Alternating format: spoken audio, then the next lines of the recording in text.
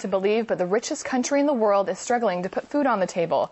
Is it the result of the financial crisis or simply government mismanagement? To find out, let's go to Priya Schroeder in our Washington studio. Hi, Priya. Is the U.S. going hungry? Well, according to the latest numbers, it seems like many people are. Almost 15% of U.S. households reported having very low food security. So what's going on? Well, joining me to help figure it out is Gerald Celente, director of the Trends Research Institute. Mr. Celente, thank you so much for joining me. So I want to thank you. I want to ask you, what did you make of these numbers? Were they surprising to you? At all. America is becoming an underdeveloping nation. And the number, we're looking at 90% of black children years old, 50% of the other children also on food stamps before they're 20 years old. We're looking at numbers, for example, we have some 35 million people on food stamps in the United States, seven months in a row of increases at a 26-year high. And the numbers just keep getting worse. We're looking at a 6% increase in the amount of children that are hungry throughout the day, up from a year ago, over 1 million from 700,000.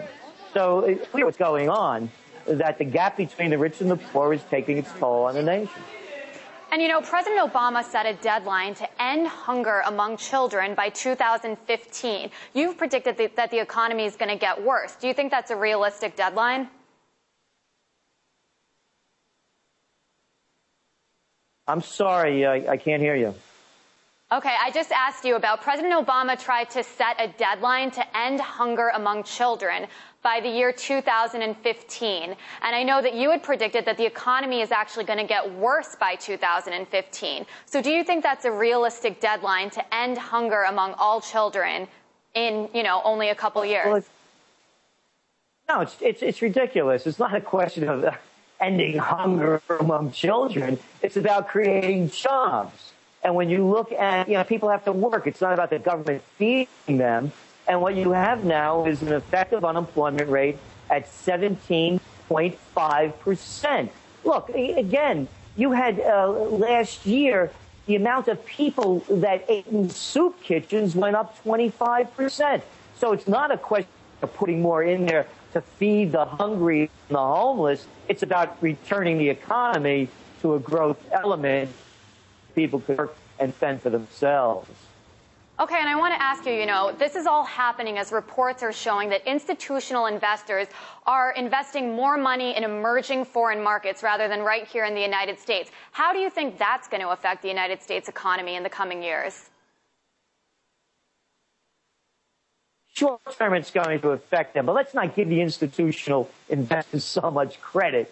They also invested in auction rate securities, credit default swaps, subprime mortgages, you know, from Austria to Sweden, from Russia to the UK. Everybody made bad bets. No, they're playing the game now. So packages that are being pumped up throughout the world are making the emerging markets more popular.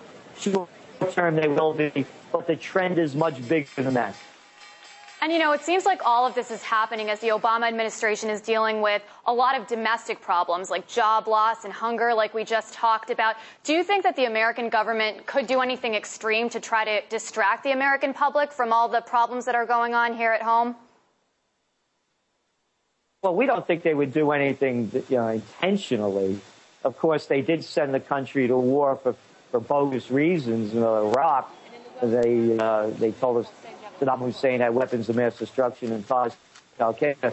The real problem we see, and current events today, the headline states wants Pakistan to increase its civil war going on there. So we're looking at of some kind of terror strike that's going to hit the U.S. or someplace around the world, 11 proportions.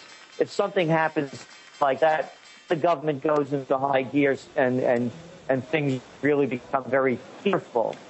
It's also important that after 9/11 came down, the Pentagon was hit. There's never a threat of any global power or terrorist cell that could take down the United States or military in the world, but they will put fear out the people who respond accordingly. Well, Mr. Celente, it's always great to hear from you. Thank you so much for taking the time to be with us today. But for now, I'm going to throw it back to you guys in Moscow. All right, thank you, Priya Schreeder. That was our correspondent, Priya Schreeder, reporting from our Washington studio. Thank you.